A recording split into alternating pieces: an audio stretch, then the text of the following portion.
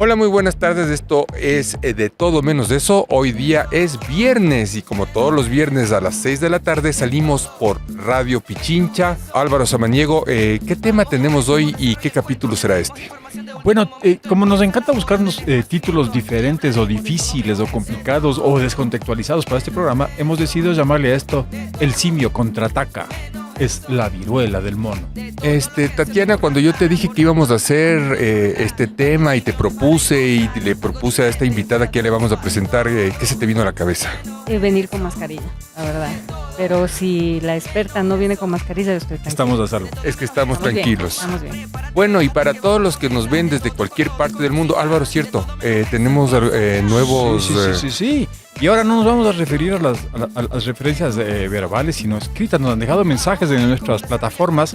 Karina Isabel Moncayo, Juan José Acosta, Cristina Torres, Andrés Otero, desde Europa, Raúl Villalba, también María Elisa Flores, Tabagne Esperanza, Paola Maldonado desde Chile y Jessica Ponce desde México. ¿No te recordaron los programas de radio cuando estabas enamorada? Con esta larga lista de nombres. Bueno, de todas maneras, este podcast se lo puede ver también en todas nuestras redes sociales. Buenas tardes, mi querida Black. Te he extrañado un montón. ¿Cómo estás? ¿Y cuáles son esas redes sociales? ¿Cómo están, queridos? Cariño para todo el mundo. Las redes son Spotify, YouTube, Apple Podcast, Amazon Music, TikTok, Instagram, Facebook y X. Y para todos, de todo menos de eso, somos los siguientes. Compañera, curiosa, buscadora de votos, Tatiana Larrea. Escritor, periodista, discípulo de Mafalda y cazador de utopías. Él es Álvaro Samaniego. Cimarrona, multifacética. Desde Esmeraldas, yo soy Black Mama. Documentalista, contador de historias, con demasiado corazón. Nicolás Cornejo.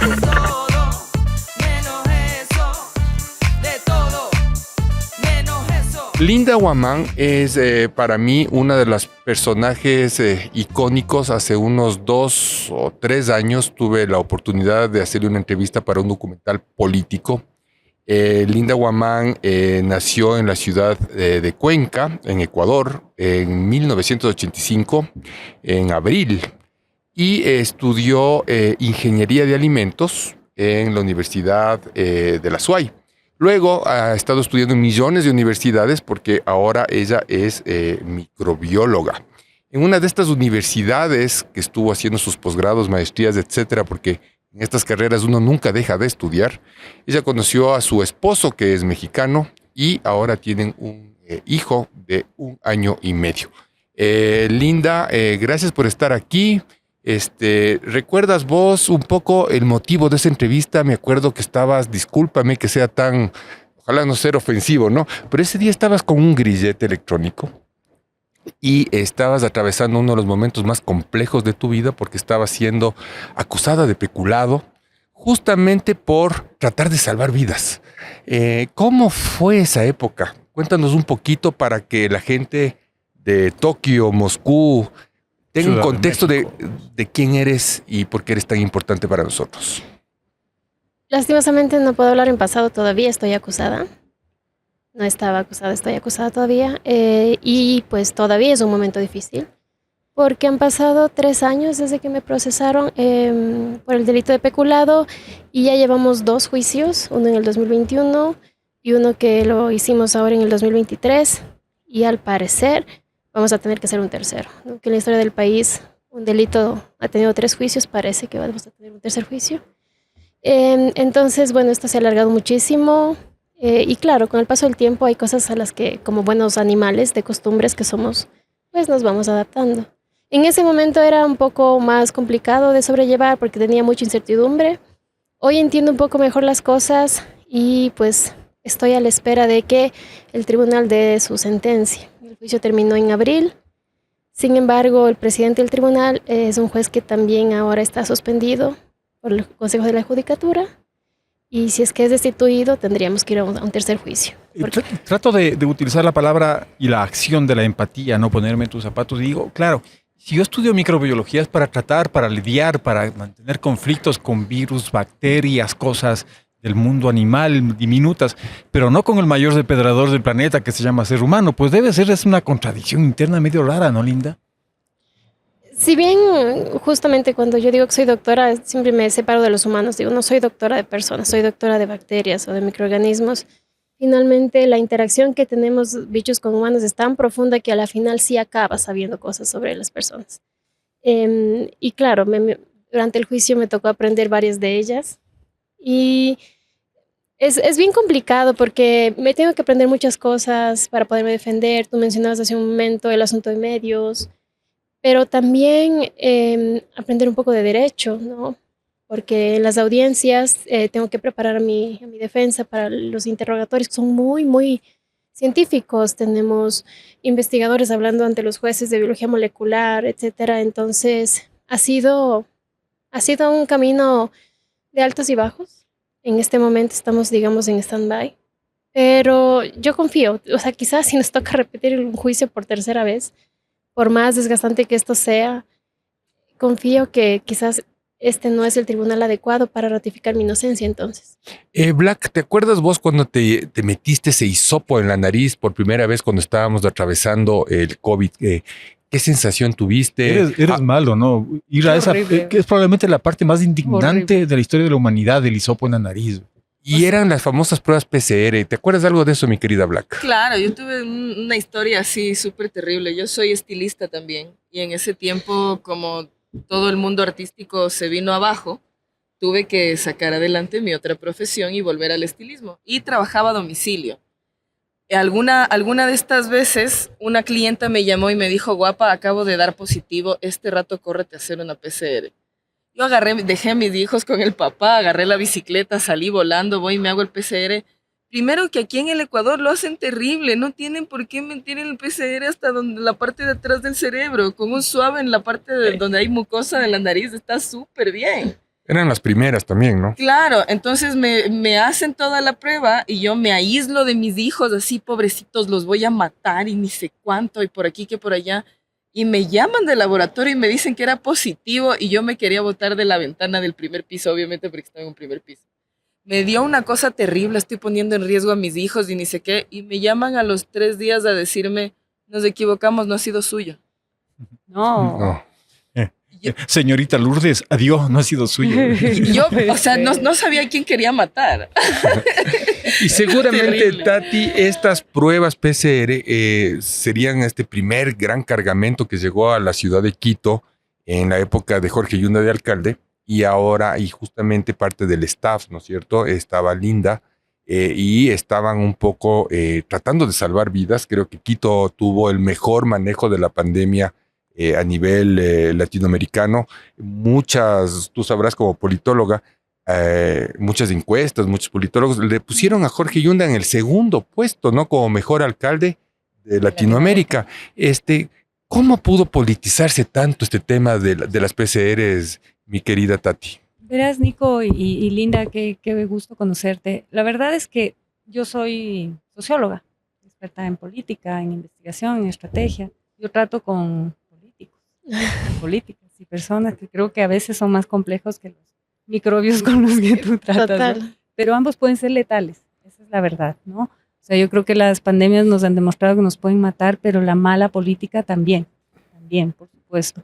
Y lo tuyo es una vergüenza, la verdad es que da vergüenza. Yo no sé, cuando decías vos, explica un poco el contexto para que nos entiendan en Tokio, o sea, ¿has visto ese meme que dice, y cómo le explicamos esto a los extraterrestres? Exacto. O sea, aquí tenemos una profesional, una científica prestigiosa que se rajó en ese momento, como muchas otras personas en el mundo, para tratar de ayudar al otro, para salvar vidas, y termina 3 años después en un embrollo jurídico absurdo, ¿no? Y esa época, como yo me dedico a analizar la política y esas cosas, y las sociedades, pues encerrada en mi casa, tenía que hacer algo, ¿no? Trabajo no había, pero había que hacer algo. Entonces hacíamos charlas y cosas, y bueno, sí tenía mis clientes a los que me tocó aprender este tema de la pandemia para poder hacer estrategia política y de comunicación de emergencia, que yo había hecho crisis, pero esto era emergencia, ¿no? Que era diferente, y bueno. Entonces me tocó aprender muchas cosas. Entre eso, como nosotros tenemos una encuestadora, un centro de estudios, hicimos encuestas. Y de hecho, en mayo, del 2 al 5 de mayo, del 2020 aplicamos una encuesta online por internet, porque no había cómo salir, y teníamos algo que políticamente era, si quieres, yo me atrevo a decir, la antesala de lo que pasó después. Teníamos un presidente de la República, aquel que merecía un mejor pueblo, con una calificación Presidente negativa. sería esa cosa. Ajá, de más de 80% negativo en el manejo de la pandemia. Mientras que el alcalde de Quito de ese entonces tenía más del 90% de aprobación, cifras que casi nunca se había visto. No era aprobación del manejo de la ciudad, era aprobación del manejo de la emergencia de la pandemia. Cuando vimos eso y lo publicamos y demás, y otros colegas empezaron a hablar, como uno ya conoce a nuestros bichitos de la política, sí había así como una preocupación de Se veía venir. Alguien se va a enojar. Y se enojaron Lamentable. mucho, sí. Entonces tú lo que viste, me imagino, Linda, la pandemia fue una gran oportunidad para ti, ¿no es cierto? Tú me decías en esa entrevista justamente cuando revisaba ayer era que esto es como que un periodista va a cubrir un mundial. Y entonces, con todo el respeto y toda la distancia, ¿no? Y para ti fue una gran oportunidad atender la pandemia, pero también te topaste con un estado débil, un ministerio de salud que necesitaba la ayuda de ustedes y por eso se tenían que tomar ciertas medidas. ¿Cómo fue? Bueno, yo estaba en Cuencas aislada. Me fui para allá porque aquí no tengo familia. Entonces, cuando estuve allá, me llamó el doctor Yunda, a quien yo no conocía en ese entonces, y yo había escuchado lo de las pruebas, pero también había visto que había ciertas dudas sobre su calidad. Entonces, ya había un proceso, una investigación abierta por Fiscalía, ya se había allanado la Secretaría de Salud, sabía todo eso. Pero pensé que como no hice parte de la compra, dije, ok, entonces solamente hay que usarlas, pues entonces vamos, y regresé a Quito en junio del 2020 para incorporarme a la Secretaría de Salud. Y fue gratificante darse cuenta que a pesar de las profundas limitaciones que tenemos como Ecuador, se estaba intentando hacer las cosas bien, ¿no? La Secretaría de Salud del momento, la doctora Barca, tenía un plan integral. Yo me acuerdo que nosotros, cuando detectábamos un positivo, la persona que llamaba a dar la respuesta era psicólogo, porque en ese momento era súper estigmatizante dar positivo. Y se hacía un acompañamiento cuando era una persona de escasos recursos, le dábamos una canasta. Me acuerdo que Jimena decía, como sexóloga, además de salubrista, pero van a estar encerrados. Pongamos en la canasta básica condones. Y todo el mundo así. Decía, y ella decía, pero es que vamos a estar encerrados, o sea, démosles también canasta básica, alimentos y protección. Obvio. Entonces, era muy bonito trabajar con un equipo que estaba pensando en muchas cosas. Dijimos, vamos a hacerles pruebas, por ejemplo, a la gente que está en situación de calle. Y cambiamos la estrategia. Entonces, en ese momento estábamos tan enfocados en hacer lo que podíamos con lo que teníamos, que nunca pensamos que lo que tú decías se iba, el asunto político se estaba cocinando por detrás para dar por este costado que sí es muy frágil, porque cuando la gente no entiende de qué va el asunto es fácil montar estos mitos. Y claro, la tecnología de una prueba de diagnóstico no es tan fácil de entender, entonces la verdad es que caímos. Linda, cuando sucede todo esto, tú probablemente habías estudiado, sabías cómo se debía proceder en estos casos, por lo menos, teóricamente, ¿no? Porque difícilmente hubieras podido practicar antes, ¿no?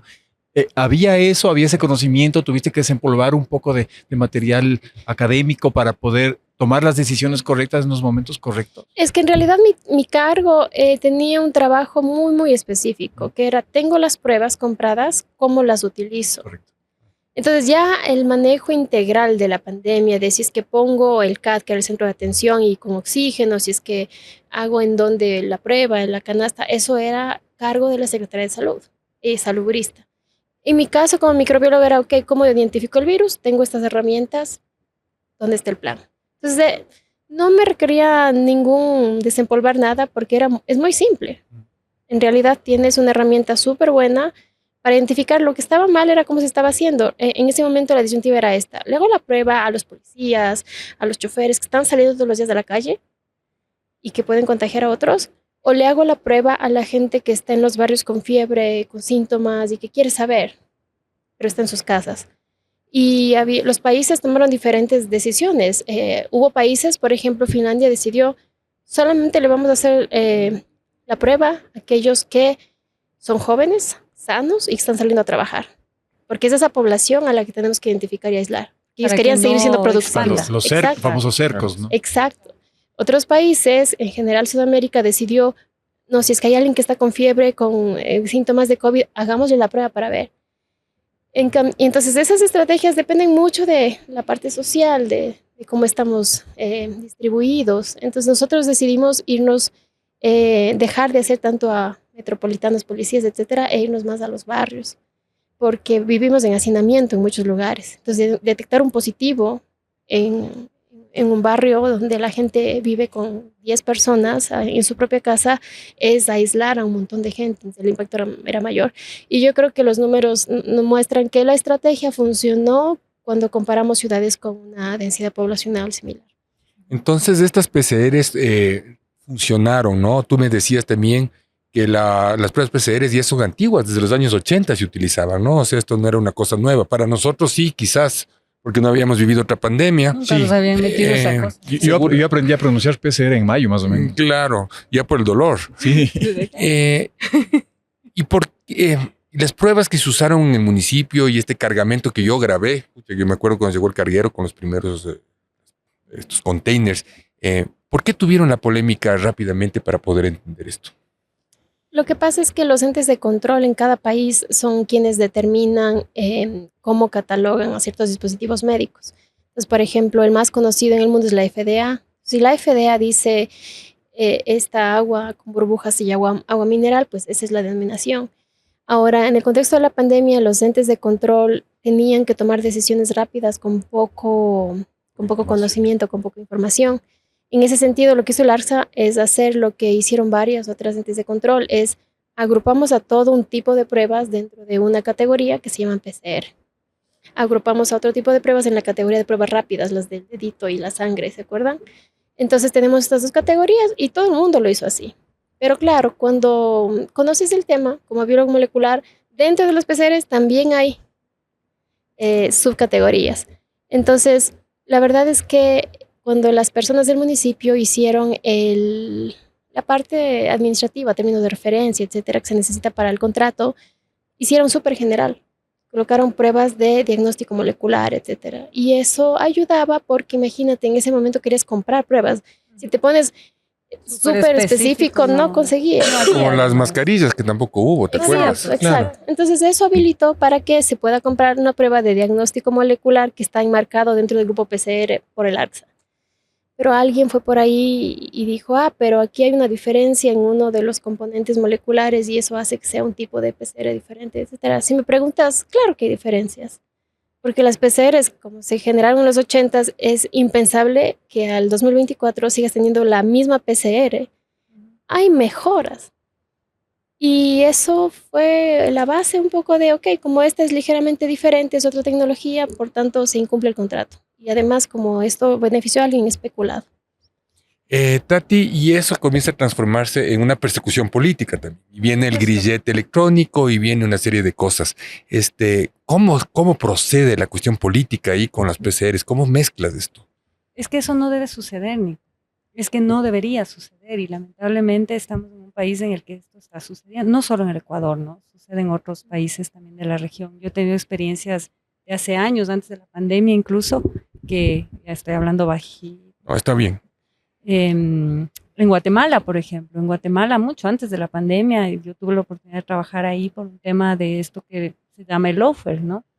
Que no distingue ni siquiera ideologías ni tendencias políticas, es el uso de la justicia para perseguir políticamente al adversario.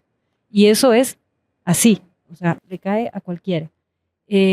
Lo grave, lo terrible es cómo le dices a un profesional que nunca se ha acercado ni siquiera al tema político, juégate por tu ciudad, por tu comunidad, por tu país, haciendo lo que sabes hacer. O sea, si todos recordamos ese momento, era un momento súper terrible en todo el planeta de salvemos vidas. Y que por salvar vidas termines metido en un rollo terrible porque además Linda no era política. Solo era parte de un equipo que trabajaba para un municipio. Linda Era para un era, partido. y Linda era parte, o sea, fuiste parte, Linda, de un daño colateral, pues, ¿no es cierto? No Claro. tenía que ver y fueron 6 personas, pero también 14. había 14. 14 procesados. 14 vidas, 14 Y era familias. contra el tiempo, pues también, ¿no es cierto? Black, ya no soportaban ustedes estar en las casas, estabas ya comenzando a morir de hambre. ¿Cómo era este tema para ti, para la vecindad, para tus hijos, para tu trabajo? Tú eres DJ. O sea, sí fue bastante un antes y un después. Totalmente, porque al inicio de la pandemia, como ya les comenté alguna vez, en ese tiempo el papá de mis hijos se quedó atrapado en México. Entonces a mí los primeros 4 meses, que era cuando abrías la ventana y te atacaba un COVID en la cara y te podías morir. Te Entonces, moría, además. claro, te mordía. Entonces, para mí fue terrible porque estaba con un niño que estaba pasando por su plena pubertad y tenía un toddler también. Entonces, entre mi hijo chiquito, hiperactivo, y mi adolescente, o sea, no, fue demasiado fuerte. Y ya cuando llegó él, no es que la situación mejoró mucho, solo ya salíamos a trabajar con todo y miedo. Pero no es que había un miedo menor, o sea, llegar a la casa, bañarse en alcohol y luego bañarse en cloro y luego todavía no te puedo abrazar, mijito, déjame primero bañarme, agarrar la ropa, meterle cloro, la lavadora fuera de la casa, o sea, no, todo un circo y un ritual de cosas que ahora agradezco ya no tener que seguir repitiendo. Pero sí, terrible totalmente. Yo creo que había una sensación general de impotencia, ¿no? Solo el hecho de no poder salir de casa y era una sensación de impotencia. Yo algunas veces quise salir corriendo, así veía a mis hijos y decía, si regreso con un COVID en el pie, lo siento. El hecho de no poder abrazar a la vecina, todo era una sensación de impotencia. Y cuando el país debía estar concentrado en lo que decía Tatiana, salvar vidas, vienen estos aparecidos a inventarse estas historias. Y uno se sentía doblemente impotente metido en la casa sin poder salir a hacer algo, a tirar una piedrita. O sea, por a lo mí menos, ¿no? es este paralelismo raro que es que cuando estábamos en plena Segunda Guerra Mundial, 1942, 46, o sea, sabemos por las noticias, en plena Segunda Guerra Mundial nosotros teníamos también nuestra propia guerra, pues, ¿no? La guerra con el Perú, entonces no entendíamos lo que estaba pasando afuera porque teníamos nuestros propios problemas aquí. Yo creo que con el COVID fue lo mismo, ¿no? La gente estaba pensando en salvarse y otros estaban pensando en encarcelarles, ¿no?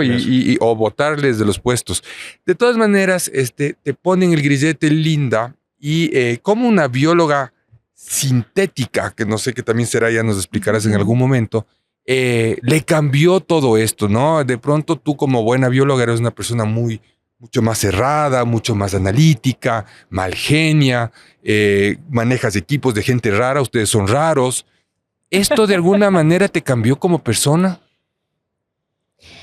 A ver, yo creo que la empatía que tengo ahora con cualquier persona procesada cambió muchísimo. Claro, cuando te pasa es cuando, por ejemplo, una cosa que yo antes, cuando veía la televisión y escuchaba fiscalía procesó por el delito de a tal persona, tú siempre piensas seguro hizo algo. Totalmente.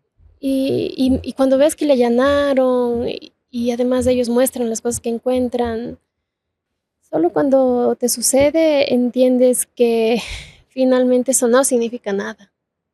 No significa nada. Aprendí la presunción de inocencia, aprendí a entender los abogados porque son muy útiles en esos momentos, también te salvan la vida. Y claro, aprendí muchísimas cosas. Fue difícil portar el dispositivo porque los dispositivos de rastreo que tenemos en Ecuador son grandes y son viejos. Entonces, eso hace que su vida, su batería no sea tan buena. Entonces, a veces te toca estarte cargando en la mitad de la clase. Te transformas en celular. Correcto, Claro. correcto. Eso es súper denigrante. Entonces, esa bola que le ponían antes a... BlackBerry. Sí, entonces me tocó muchas veces que además de tener que estar cargando, de pronto el 911 le daba las ganas de timbrarte el grillete y el sonido del grillete es súper fuerte. Entonces en más de una reunión o dando clases, de pronto sonaba el grillete y yo tenía que sentarme, levantar la pantorrilla para poder, porque además tiene un micrófono, entonces tienes que hablarle a tu pierna. O sea, luego te vas acostumbrando como todo, al inicio incluso la piel, ¿no? Se hace callo, cambias tu forma de vestir, porque ya no te puedes poner cosas. Yo al inicio, como rebelde, dije, no, o sea, ¿por qué me tengo que avergonzar de esto? Voy a salir con esto. Y recuerdo una vez en el Super Maxi con grillete y una mamá estaba con su hijo, me vio, y cuando me vio de frente con el grillete agarró al hijo, así como que hubiera visto alguna situación amenazadora contra su hijo. Y se lo llevó y se cambió de pasillo. Luego dije, Es el escarnio, no voy a hacer esto. No lo voy a hacer. Entonces todo cambió, ¿no? Adaptarse, la ropa. Y ya luego la etapa más difícil fue cuando estuve embarazada. Yo me acuerdo que, claro, es así 1 año y medio, porque 1 año y medio tu guagua. Yo ya después le seguía muchísimo las noticias de Linda. Y dicen que pedías que por favor, para el parto, ¿no? Me retire. Que te Claro. retiren el grillete. Black, ¿se te puede imaginar dar a luz con grillete electrónico vos siendo mujer? No, ni fregando podría imaginar algo así. Linda, ¿qué pasó? ¿Fuiste a dar a luz con el grillete o lograste ver? Lo que pasa es que en ese momento, bueno, primero hasta los ginecólogos, no todos, es como que, claro, el momento que las mujeres embarazadas, ¿no? Exponemos todo ahí, nuestro ser interior al médico, pones los pies ahí, te ven el grillete y ya. No, es que de pronto con el dispositivo no le voy a poder operar, es que... Entonces me tocó cambiar 3 veces de ginecólogo hasta dar con alguien que entienda un poco del asunto. Y luego yo le solicité al tribunal una revisión de medidas cautelares pidiéndole que me retiren el dispositivo porque los pies se te hinchan en el Claro. embarazo. Y entonces me incomodaba muchísimo el grillete. Pero nunca me dieron respuesta. Fueron 3 meses de pedirle al tribunal que cambie las medidas. A la final metimos más bien una acción constitucional. Y ahí el tribunal falló a mi favor, pero de la siguiente forma. Me dijeron, el día que vaya a dar a luz, la policía le retira en el hospital el grillete y después de dar a luz, apenas le den el alta, tiene que irse al SNAI para que lo vuelvan a colocar. Y claro, yo fui cesárea y el SNAI es un edificio viejo de 5 pisos. A los 3 días tuve que subir los 5 pisos del SNAI para que me vuelvan a colocar el grillete. Entonces, tú te pones a pensar y dices, hay un montón de gente allá afuera que sí de verdad tiene, digamos, delitos consumados con sentencia, etcétera, Ha hecho y cosas malas. y que nunca Mm. tuvieron que pasar por una situación tan estigmatizante. Porque de los 14 procesados solo nos colocaron a 7, los que éramos un poco más representativos para esta historia, ¿no? de corrupción. Otra de las cosas que me impresionó cuando llegué a tu laboratorio y en tu universidad fue que eres una mujer que ama profundamente a los animales. Me acuerdo que estaban unos gatos, había unos perros. Y uno de los motivos de este programa es porque cuando escuché que podíamos tener una segunda pandemia, justo así en relación al mono, me acordé de la Linda y dije, chuta, ¿tendrá monos también en el laboratorio? Sí, y estaba chequeando los monos. Claro, ¿será que está todavía por ahí? Y lo primero que dije fue, este país no va a aguantar otra pandemia, no va a aguantar otra vez otros encierros. Pero para seguir con ese tema, estamos a 29 minutos, Álvaro, de lo que hemos estado hablando un poco de los antecedentes. Avanzados. Yo creo que la Black debería ver si hacemos una cortina musical, mi querida Black, ¿cómo le ves?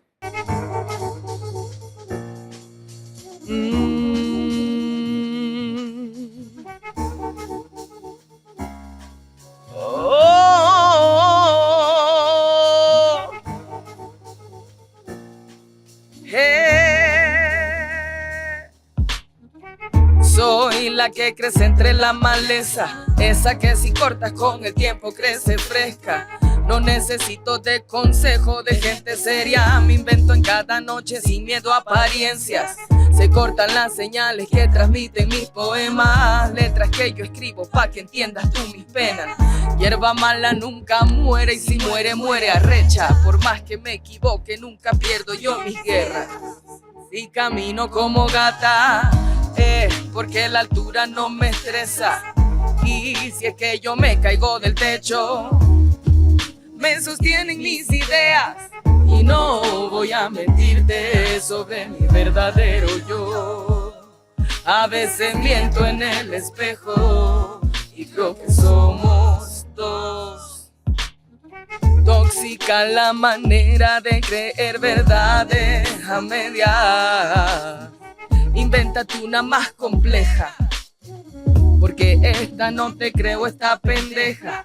Mírame abrirme paso en el concreto, puedo soltar raíz en cualquier suelo. Soy hierba mala, mi amor, y de eso no me arrepiento. Gracias. Muy bien, Black. Muchísimas gracias por esta brutal melodía. Linda, cuando comenzó un poco ya a sonar el tema del virus del mono, ¿qué se te vino a la cabeza? Era mono, ¿no? Después de la OMS dijo, ya no se va a llamar el virus del mono porque hay muchas quejas por el tema racista y se va a llamar ahora, ¿cómo es que se va a llamar? Mpox. Ya sabías, cuando estábamos en COVID, ¿ya se veía venir esto o esto fue nuevo? ¿O, qué se te vino a la cabeza cuando ya comenzó esto a ser más sonado? Yo estoy segura que nos vamos a extinguir por los virus. No, los malos gobiernos, de esas cosas, etcétera, que sí nos hacen pasar mal. Es un cierto alivio. Pero, o sea, como especie humana, la vida yo creo que se va a acabar por un virus. Acabas de superar la mañana de Jesús, ¿no? El Ecuador no se va a acabar ni por los terremotos, ni por las inundaciones, ni por las erupciones, ni por los gobiernos. Es por los virus. No, por los malos gobiernos, dijo Santa María. Perdón, los malos gobiernos. Acabo de Sí. casi sacar una mochila de culpas. Por las malas gestiones de los gobiernos con los virus. Lo que pasa es que, a ver, si existe un archienemigo en contra de todas las formas de vida, plantas, animales, microorganismos, humanos, son los virus. Ellos son los enemigos de todos. Y además ni siquiera están vivos. Entonces te pones a pensar, son una cosita que anda por ahí, que es tan poderosa, pero es fascinante. Entonces, cuando viene una pandemia, etcétera, yo sí me pongo a pensar en esto. O sea, aquí vamos otra vez, ¿no?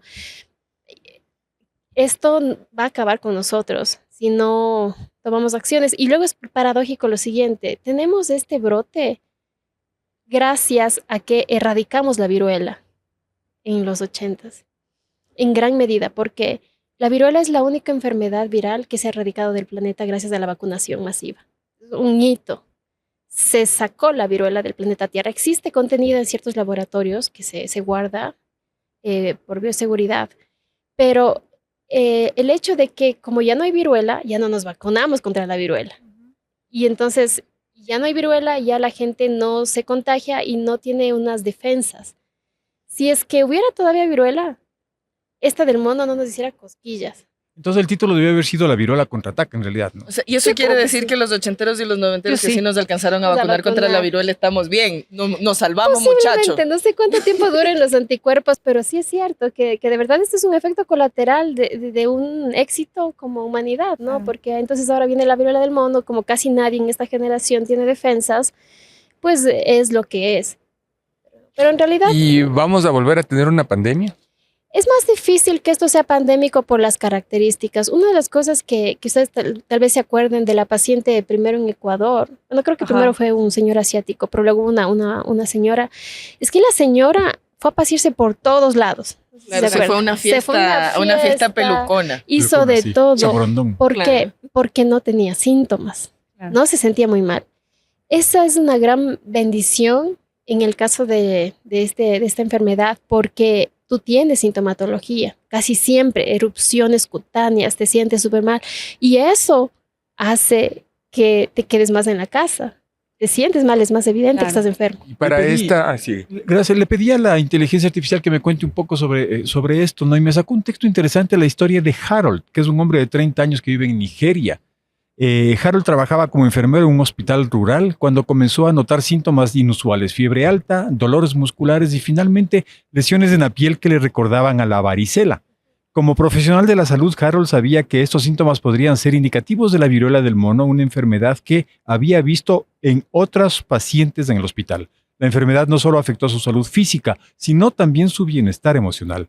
Al ver su rostro cubierto de dolorosas pústulas, Harold comenzó a experimentar una gran ansiedad y miedo, no solo por su vida, sino también por el estigma asociado a la enfermedad. En su comunidad, el desconocimiento y los mitos alrededor de la viruela del mono llevaron a la discriminación y el aislamiento social agravando su situación. Ahí viene mi pregunta, ¿por qué en África? Suponíamos que el COVID nació en Asia, que es su continente del Asia, ¿no? Pero esto es África. En Dinamarca en el 58, le supe yo. Así es, el principal ¿es otro? reservorio es el mono y de ahí viene su nombre.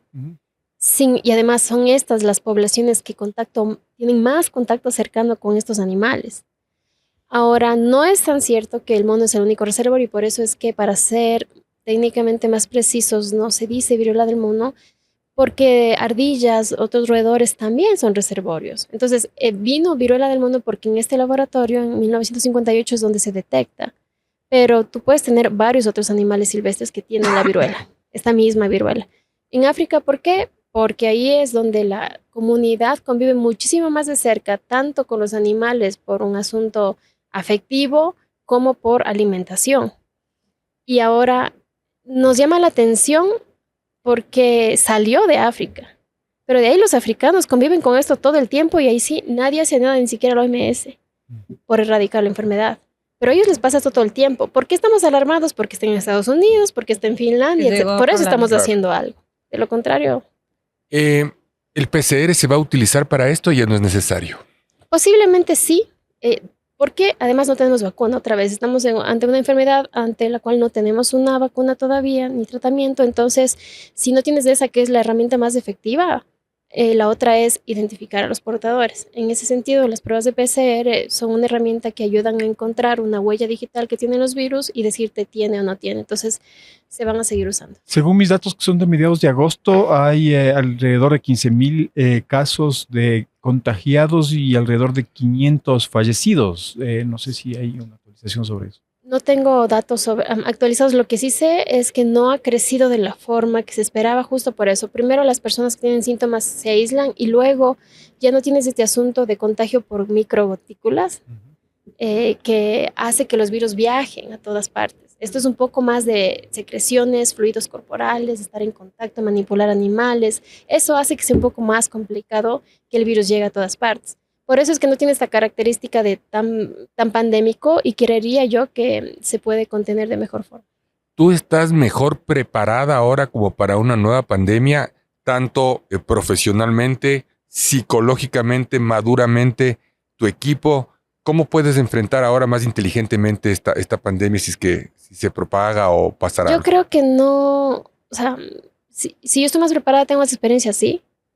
Pero eso no representa nada en términos país, porque quien tiene que estar preparado es el Ministerio de Salud Pública y yo no creo que ellos estén preparados de mejor forma que Linda, ¿ya es una política de Estado la manera como el Estado debe enfrentar este tipo de enfermedades? ¿O todavía no existe como tal, como estructura? Sí existe un plan, pero con las limitaciones que tenemos, por ejemplo, una de las cosas que se tiene que hacer es vigilancia epidemiológica. Eso quiere decir que aquellas personas que tengan sintomatología clásica se les debería hacer una identificación del virus.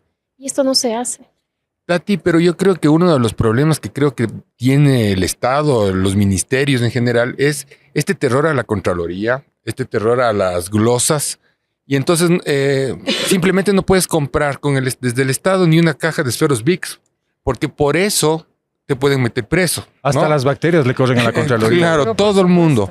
¿Tú crees que esta experiencia que pasó Linda y que sigue pasando con todo este equipo de científicos del Grillete y etcétera, haga que no puedas ejecutar presupuestos para esta nueva pandemia por el miedo a la glosa, por el miedo a la persecución política? Por supuesto. Y de hecho, yo te escuchaba, Linda, y la verdad, y te lo digo, o sea, como país, como sociedad, algún día tendremos que hacer o tendrán que hacer los que te hicieron esto, a ti y a mucha gente más.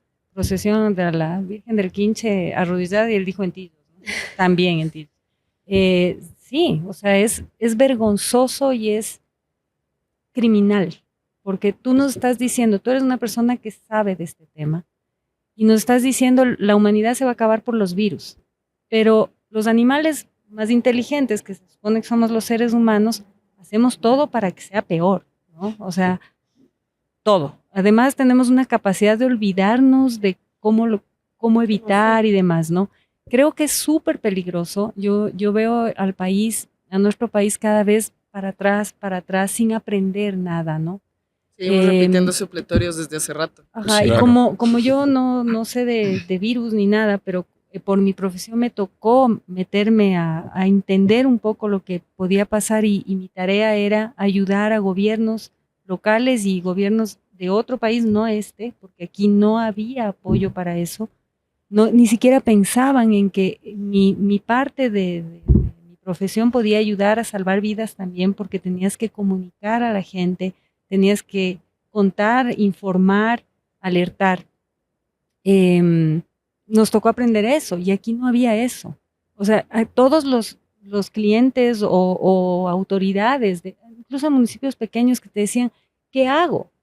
Hay que invertir en comunicación, hay que llegar por redes, por eso, todo cuesta, todo tiene un costo, diciendo es que no puedo, no voy a ir preso. Entonces, ¿qué nos va a pasar? Peor, pues dijo. O sea, claro, porque ya tenemos un antecedente. Claro. Mi glosa es de 2.5 millones de dólares y también tengo sanción administrativa, entonces tengo sanción civil, administrativa y juicio penal. ¿Y ahora cómo vamos a hacer? Si viene la viruela del mundo, vamos a ir donde la doctora a decirle, no sea malita, olvídese de esas glosas del tercer juicio, ayude. Contratando. No sea malita, claro. Denos salvando. Es una vergüenza. Black, ¿vos aguantarías otro encierro? No. Siguiente pregunta. ¿Por qué no aguantarías ese encierro? Ya los guaguas ya crecieron. Claro, ya mis hijos crecieron, entonces va a estar un poco más complejo. O sea, no aguanta el encierro porque primero hay que entender que hubo gente que se pudo encerrar, que de verdad tuvo una manera de sostenerse y de subsistir y lo que sea, pero hubo toda una cantidad de población que no tuvo chance de hacer pandemia. Hubo toda una cantidad de mujeres que se ven como yo y que vienen del mismo lugar de donde yo vengo, que tenían que sí o sí ir a cuidar a otros hijos, sí o sí ir a cuidar a otras familias, sí o sí seguir trabajando a pesar de poner en riesgo a sus familias. Y yo pertenezco a este grupo de personas, entonces obviamente no me va a gustar volver a sentir que pongo en riesgo a mis hijos cada vez que salgo a ganarme el pan para ellos mismos. Entonces no, terrible. Eso es en la parte económica. ¿Vos crees que aguantaremos otra? No, primero porque como te decía, las personas tenemos esa capacidad increíble de olvidarnos todo. Entonces ya nos murimos del susto, ya nos pasó, ya nos metieron el coso. Y quedamos súper más violentos después de la pandemia, súper más violentos. No lo tratamos, nunca se trató el tema, ¿no? Del impacto posterior que podíamos tener como personas y como sociedad. Yo me acuerdo, te voy a poner un ejemplo que como yo me pasé dando charlas ahí sentada, ¿no? Lo que tenía era el Zoom. Yo les ponía una caricatura de Mafalda, que en la frase no ha sido de Mafalda. Como todo es fake en este mundo posmoderno, pues no ha sido, pero yo ponía, porque la Mafalda es bonita, ¿no? Y si lo googlean aparece, ¿no? Es la Mafalda diciendo, paren el mundo que me bajo, que me quiero bajar. Entonces les decía, a ver, pensemos en esto. ¿Cuántas veces habíamos dicho, ya no quiero saber nada, paren un ratito todo este estrés y todo esta... Y un día se paró todo.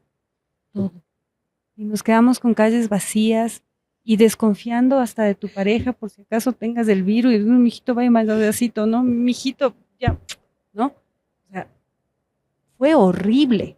Y por eso la Black dice no, porque además no solo psicológicamente, emocionalmente fue horrible, porque las condiciones de desigualdad en el mundo son terribles. Entonces yo pasé una pandemia, sí, angustiada y todo, porque mi hija estaba fuera del país, con la otrita changada, con mi maridito, mis gatos, mi perro, y todo el tiempo hablando por Zoom, por teléfono, con mi familia. Teníamos comida, engordábamos, porque Omar solo cocinaba y cocinaba y cocinaba, y nosotros comíamos. O sea, son otras condiciones, ¿no? De gente que no tenía que comer.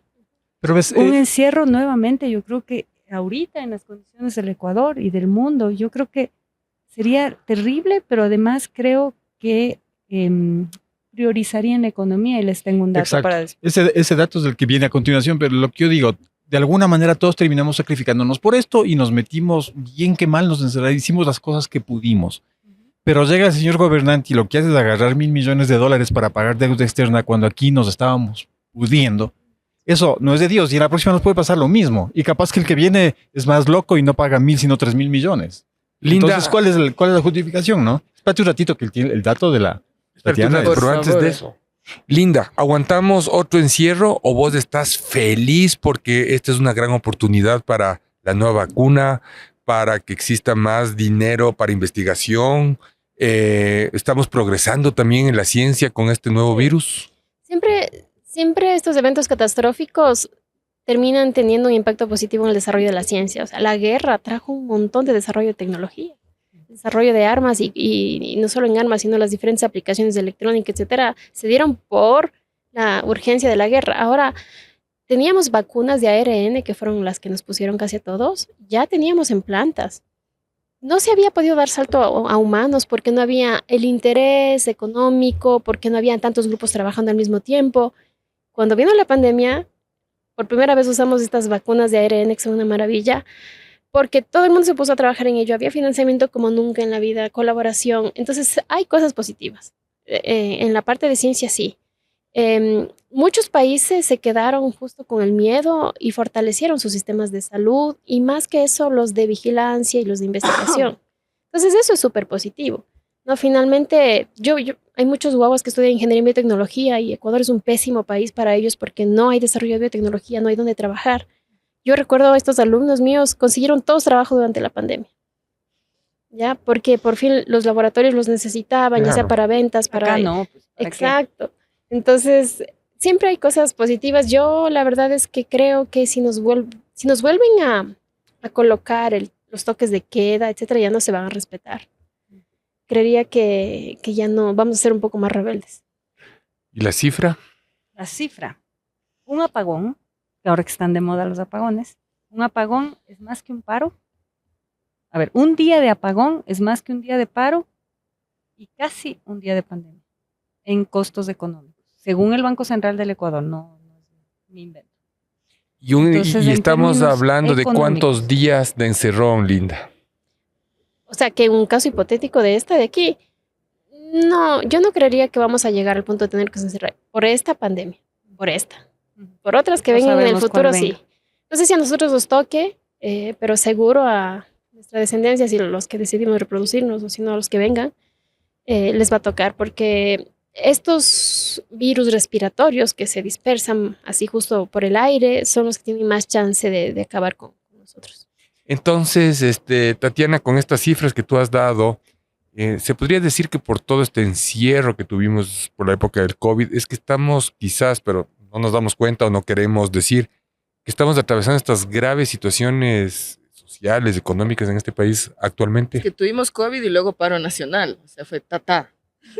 Pero el paro nacional fue 3 días. Pero sí, eso ya fue. Pero claro, o sea, a ver, a la gente, como decía al principito, a la gente grande le encantan los números, ¿no? O sea, por eso les traje esto, porque yo soy gente grande y ustedes son grandes, ¿no es cierto? Claro. Entonces, si no les pongo el dato de cuánto cuesta un Porque día de paralización, a nadie le importa el que dato la mata el persona, relato. exacto, a nadie le importa que el adolescente esté deprimido, que no sepa qué hacer, o que los chicos en Esmeraldas dejaron la escuela y ahora son presa fácil de las bandas, ¿no? Eso no importa, pues lo que importa es que un día de paro cuesta más o menos 62 millones de pérdida, ¿no? ¿Cuántos días estuvimos encerrados por el COVID, Linda? No recuerdo. O más o menos De lo- aprox. de lo de- o 6 sea, meses. Nosotros, 4 meses. sí, en Ecuador tuvimos medidas un poco más estrictas que en otros países. Yo me acuerdo mi esposo, que es mexicano, se desesperaba porque en México no tuvieron. Claro, no. Y las perspectivas en general, a mí me parece que no son muy buenas si es que estamos de acuerdo en que este tipo de virus son producto de los desequilibrios ambientales. No sé, hay muchos estudios que hablan de las enfermedades zoonóticas, que son estas que los animales contagian a los seres humanos y que se producen sobre todo cuando hay alteración de hábitats, desplazamiento de vectores, hay estrés en la biodiversidad, patrones migratorios humanos y mayor frecuencia en los eventos climáticos extremos, ¿no? Entonces, lo que tú dices y un poco lo que tú dices, deberíamos sí comenzar a invertir un poco más en los programas, de estar más preparados para lo que pueda venir, ¿no?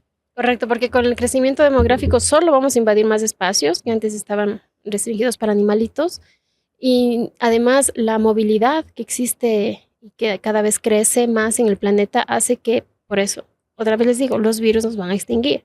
O sea, todo es un escenario perfecto. Los virus tienen una característica y es que ellos son muy específicos de a quién atacan. Entonces, ahora mismo estamos rodeados de trillones de virus, pero no estamos ni siquiera enfermos porque son probablemente la mayoría de los virus que tenemos alrededor son virus que atacan bacterias, estos microorganismos que están en todos lados. y no nos atacan a nosotros. Y así mismo con las plantas, y así mismo con los roedores. De vez en cuando se dan estos saltos por este constante, digamos, relación con los animales y vienen a nosotros. Pero a mí me gustaría hacerles un poco de justicia. Y es que tenemos muy mala propaganda en contra de ellos, pero nos sirven muchísimo. Estamos Es vivos como los por ellos. políticos. No todos son No malos. todos son malos. No, sí, La bueno. gran mayoría, los virus, de hecho, no sé si ustedes sepan, bueno, primero todos tenemos hasta el 6% del genoma humano son secuencias de virus que infectaron a nuestros antepasados y se quedaron como una marca en nuestro genoma. Las hembras mamíferas tenemos placenta por una infección viral. Hubo un virus que en un ancestro pasado infectó y dejó una proteína que se llama sincitial, que es la que nos ayuda a hacer placenta. Antes no había mamíferos placentarios. Por una infección viral tenemos. Y así hay un montón de cosas que los virus nos dejan. O sea, en el intestino tenemos trillones de virus que están poniendo a raya las bacterias malas. ¿Ok? En el agua. Entonces, la verdad es que son unas entidades biológicas muy interesantes y a las cuales les debemos muchísimo. Entonces el mundo en el que tú habitas, que es el mundo de estos de los virus y las bacterias, eso es una realidad paralela, completamente diferente a la que estamos aquí. Supongo que hasta los colores son diferentes, los tiempos, todo. O sea, yo intento pensar en las personas somos reservorios de microorganismos, ¿ya? Y la verdad es que nosotros tenemos más células de microorganismos que células humanas. Siempre les digo a mis alumnos, si yo les muestro esto y es 100%, 90% plástico y 10% vidrio, les digo, el material principal, ¿cuál es? Es plástico. Nosotros, como individuos, somos más microorganismos que seres humanos. En términos de ADN también, tenemos más información genética de microorganismos que información genética humana. Entonces, nosotros somos unos contenedores y vivimos 3.500 millones de años en este planeta relacionándonos con ellos y por eso estamos sanos. No porque hoy día en el chocho que nos pegamos no hubo una Escherichia coli porque la señora, no sé, no, seguro hubo. Lo que pasa es que adentro ella ya entró y dijo, hola, yo estoy aquí otra vez, ya otra vez volví a comer un chocho. Entonces, tenemos una relación tan bonita con ellos. Ellos producen dopamina, serotonina, moléculas que nos hacen sentir bien. Son buenos. Por eso yo creo que muchas cosas se entienden, ¿no? Yo creo que ahí vale referirnos a un programa anterior de todo menos de eso. Ya entendimos mucho del pendejismo que existe en general, ¿no? Es un tema de... Ahí está. No podemos evitarlo. Y entonces esta pandemia, Linda, no es creada por el hombre.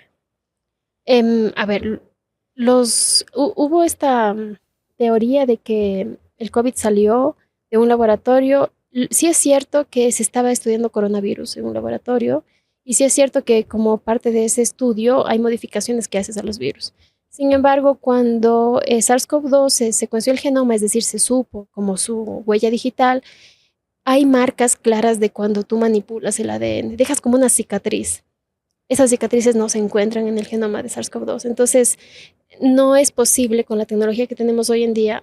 Sí la vamos a poder hacer un día. Al momento todavía no podemos hacer síntesis de virus desde cero, pero va a llegar un punto en el que sí lo vamos a poder hacer y por eso el bioterrorismo es real. O sea, como en CSI, ustedes pueden determinar si hubo manipulación. Sí, lo que pasa es que la secuencia genética de las formas de vida te van dejando algunas huellas, ¿no? Son unas letras en donde tú puedes ver, ok, aquí se pegó, se cortó y se pegó, ¿no? Como que fuera un documento de Word. Y eso no existe en el genoma original SARS-CoV-2 y menos con los virus porque los virus cambian. Ustedes han escuchado eso de mutan, ¿no? Tenemos la variante X, Y, Z. Todo el tiempo ellos están cambiando su genoma, es una cosa que pasa al azar. Entonces, darle seguimiento de en dónde vino el científico tal a meter esto para que sea más malo, No. Aún no. Entonces la del mono tampoco es creada. No, todo es, o sea, como te digo, esta enfermedad existe por décadas en África. ¿No? Entonces a nadie se le ocurrió hace 20 años decir, alguien vino y creó, porque los africanos en particular queremos que desaparezcan. No. Lo que pasa es que ahora salió y como ustedes decían, tenemos personas por la gran cantidad de viajes intercontinentales en particular que ha hecho que esto llegue acá, pero en realidad yo creería que cada vez vamos a tener este tipo de pandemias, justo como decías tú, de virus zoonóticos que tienen un huésped animal, que como lo que pasó con la gripe de aviar. Y la porcina. La porcina, Ya justo no es esto, quedan ¿no? animalitos. Vivimos muy correlacionados con animalitos, entonces eventualmente un virus que solo atacaba a estas especies ahora también lo hace con nosotros. Eso va a seguir pasando. En todo Es caso, te deseamos mucha suerte, Linda, ¿no es cierto? Ya la resolución del juicio que próximamente vendrá, ahorita con tantos problemas en la justicia, me imagino que están demorados. ¿Estás más tranquila o sí sufres un poquito todos los días? Desde que, o sea, me convertí en madre en la mitad de este proceso y eso me ha dado otra perspectiva. Entonces, dejé de sufrir por mucho tiempo y ahora que veo a mi hijo, que es tan pequeño, sí se renuevan algunos sufrimientos porque digo, ok, y si de verdad me sentencian a 10 años, que es lo que pidió Fiscalía, ¿qué va a pasar con la vida de mi hijo? Entonces, eso antes no lo tenía, ¿no? Ahora sí lo tengo. Entonces, hay días en los que eso viene a mi cabeza, pero la mayor parte del tiempo, la verdad es que no. Ya estoy conviviendo con esto, solo esperando que ojalá algún tribunal finalmente me declare inocente. Y a la final, todo lo que hiciste en esas épocas de pandemia, ¿valió la pena? Sí, o sea, finalmente cuando las cosas se cuentan en la historia, ¿no?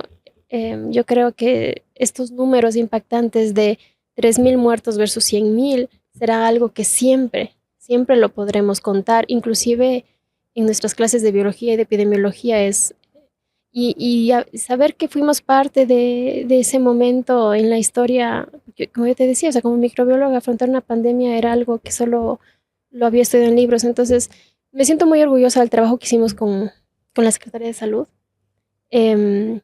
No creo que a la final vaya a pasar algo malo, estoy muy, muy positiva de que en algún momento nos va a gratificar la inocencia y con ello todos estos 3 años ya se van a quedar atrás. Queremos agradecer muchísimo a la Casa de la Cultura Ecuatoriana. En el lugar que estamos este rato es el Ágora de la Casa de la Cultura Ecuatoriana. Icónico teatro. Han tenido la gentileza de siempre prestarnos estos espacios. Vamos a grabar aquí algunos capítulos más próximamente. Black, ¿ya tienes las plataformas a mano o lo pongo solo en generadores de caracteres? Espérame un segundo y Ya mientras ves, no eso tienes, sucede, ya deberías quiero saber. agradecer a la bacteria que hace posible el queso Manaba. Segundo. Eso. Y las redes son Spotify, YouTube, Apple Podcast, Amazon Music, TikTok, Instagram, Facebook y X. Entonces no nos dejen de ver.